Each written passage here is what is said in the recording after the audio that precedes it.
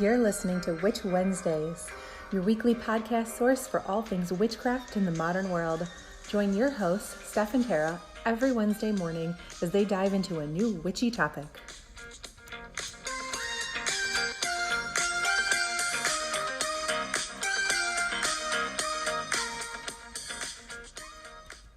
Welcome back to Witch Wednesdays. This is Steph. And this is Tara. And you're listening to episode 17, Pendulums and Pendulum Divination. Woo-hoo. I thought I'd change that one up. Oh, nice. So like we mentioned last week, pendulums, like tarot cards, oracle decks, are another form of divination. They are used, unlike the decks, for quick yes or no questions. And they're very effective for that.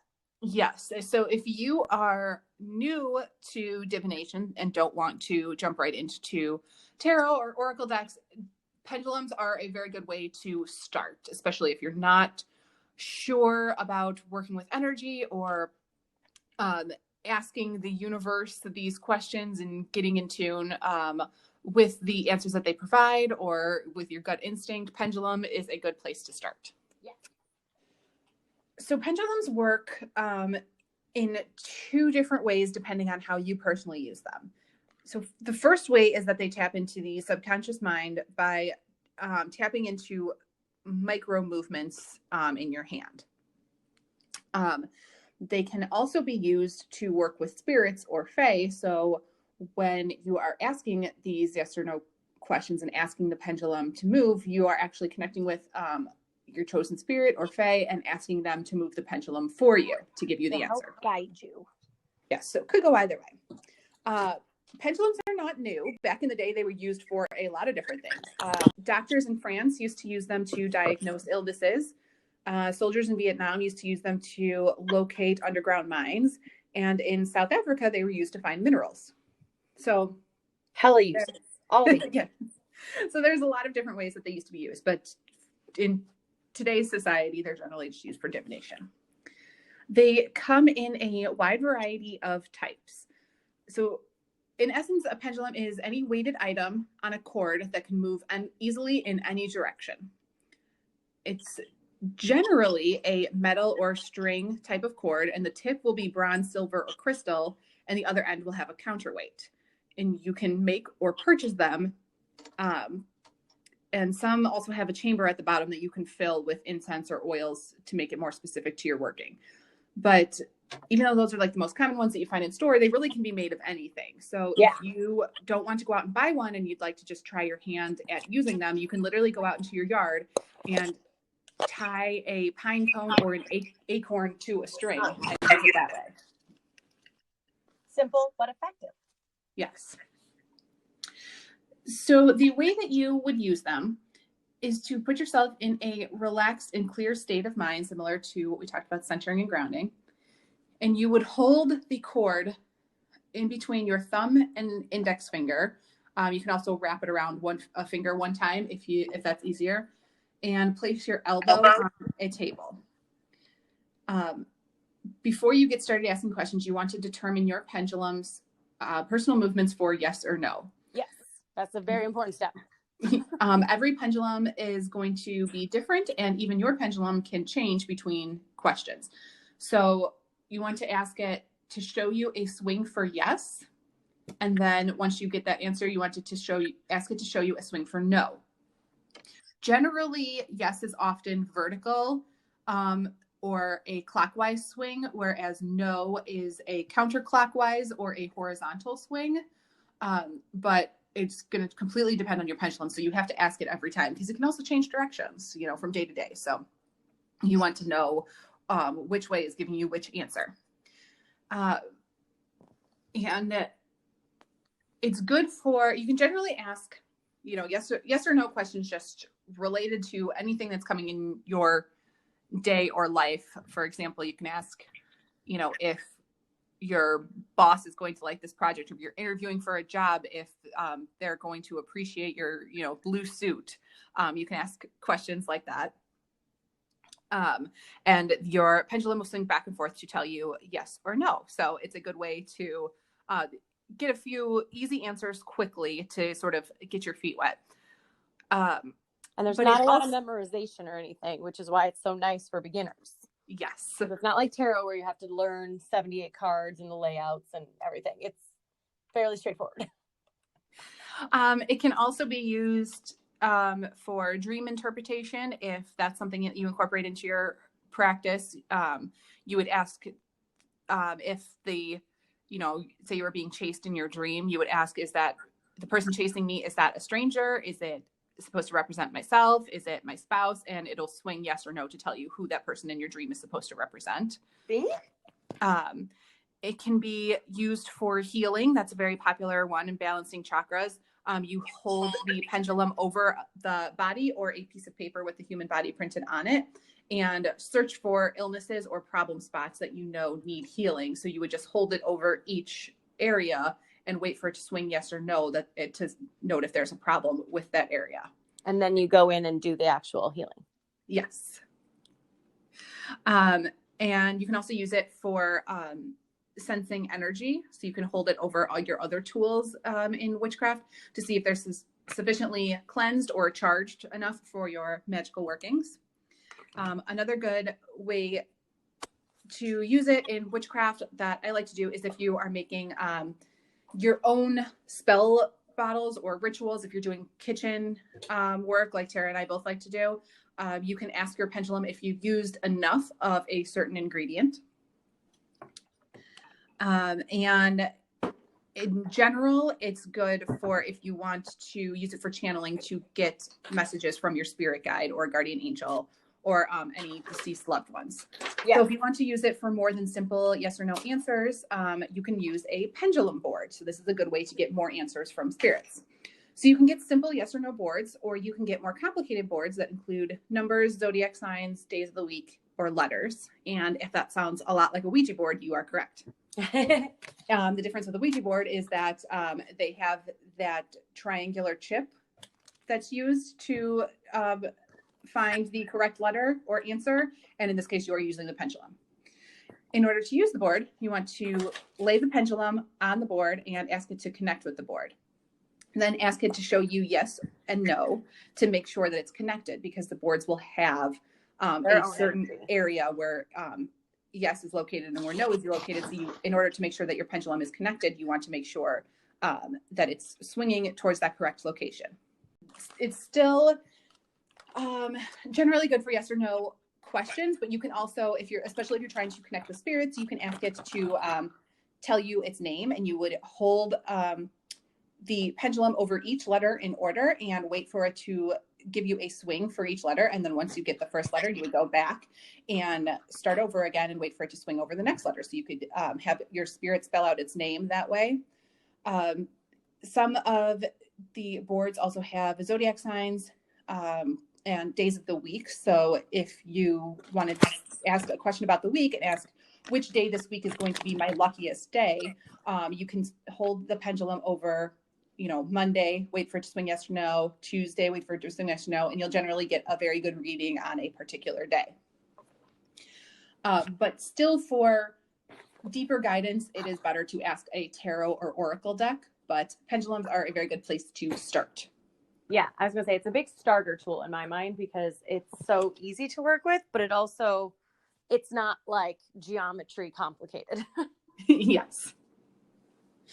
In order to find a pendulum, then, I personally recommend that you go into store to find one, because online ones never work. This is really one that you have to connect your energy to, and you can't just pick one based on how it looks. It's very important. Yeah, it's very important that it connects to you.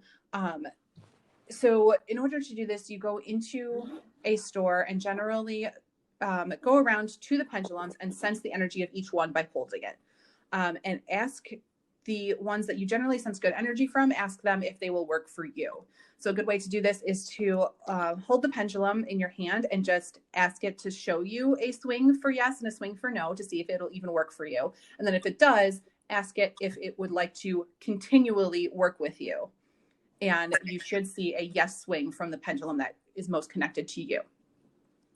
But I know that we have some listeners that are in locations that really don't have occult shops anywhere.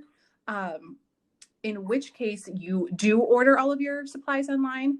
So if you do that and you have no other option, then the best way to go about that is to pick a metal or crystal that you already know that you work really well with. That's the best way that's going to give you the best sort of answer, and find one that hopefully its energy when it arrives connects with you really well.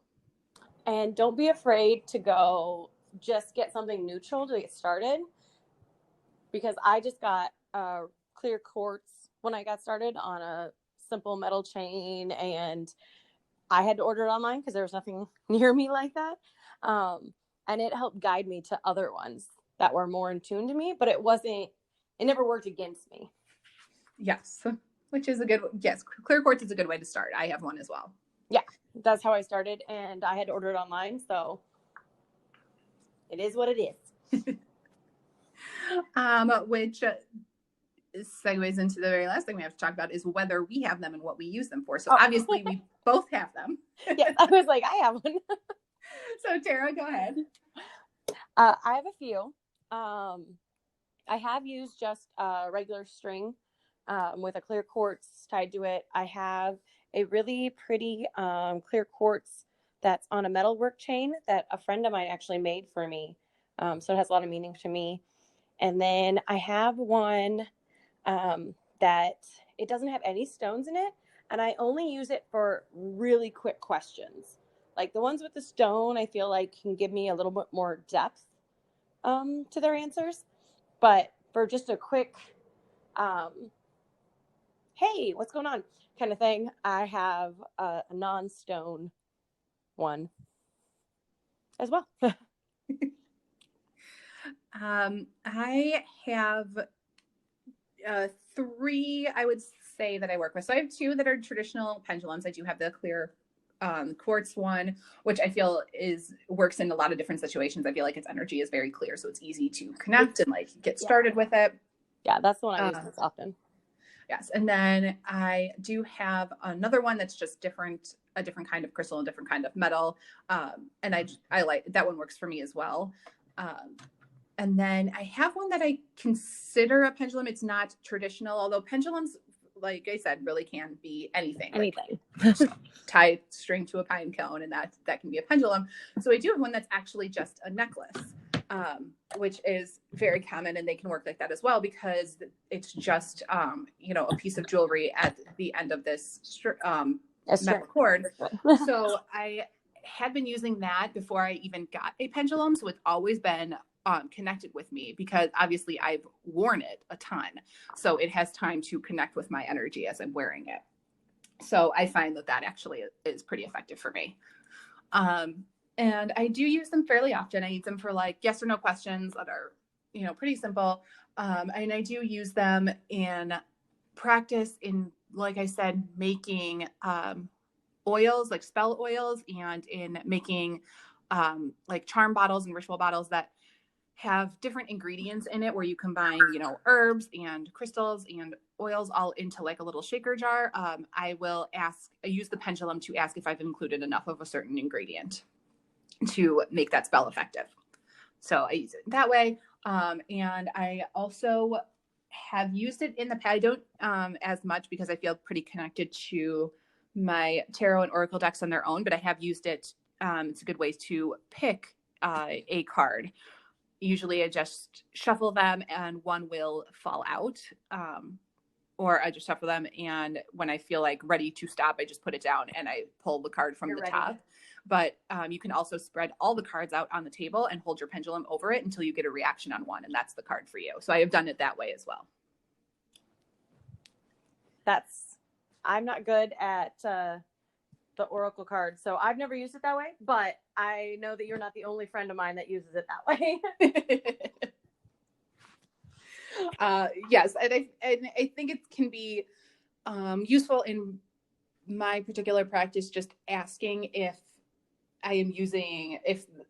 something that I want to use is going to be effective. So if I have like a spell or ritual in mind, and I'm deciding between two different colors of candle, which we will have coming up, what the candle correspondences are, but also, like crystals that we talked about, like if some are really close, or they generally have like similar properties, and I'm trying to decide which one to use over another, I can use the pendulum to be like, okay, well, which do you think this one's going to be more effective, or is this one going to be more effective, and see what the yes or no answer is between those two.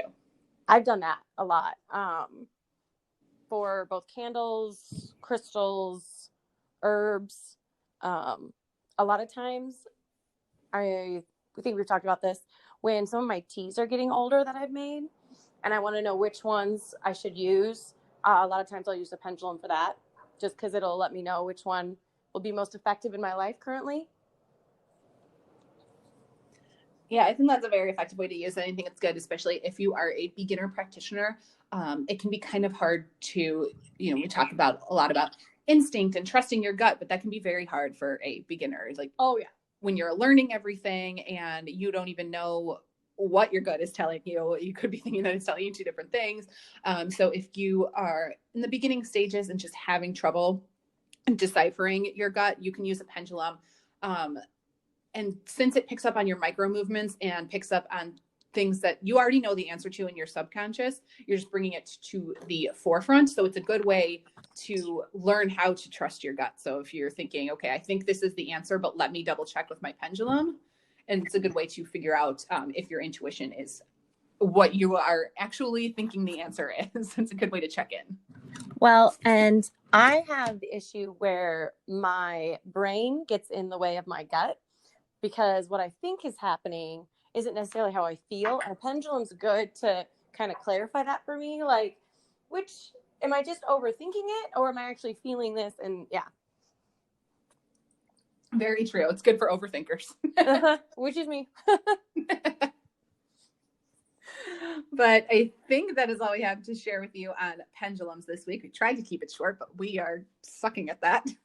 We are not sucking. We have knowledge to share and things to say, and you're all welcome, world. We really are trying to keep it short, but man, we talk. We do talk. And you guys don't even hear the bloopers at the beginning. I know. We cut out so much. We do. That is all we have to share. If you have a pendulum, or if you have any questions on pendulum, please share on Instagram or leave us a voicemail. You can listen to the end of the episode and it'll tell you all the different places that you can find us and how to contact us. We also have an email account. We don't check it as much as Instagram, but it is available. Yeah. So witchwednesdays@gmail.com. But yes, it's probably easier to contact us on Instagram. We're very much more Instagram-y. Yes. That is all that we have for you this week. We will see you next week. Goodbye. Follow us on Instagram.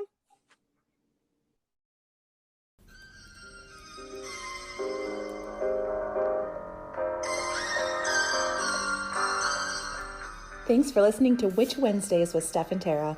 Love our content? Consider donating at anchor.fm/witch-wednesdays to help keep our podcast up and running. Please leave us a voicemail on that same site if you have any questions or comments, and follow us on Instagram at Witch Wednesdays Podcast.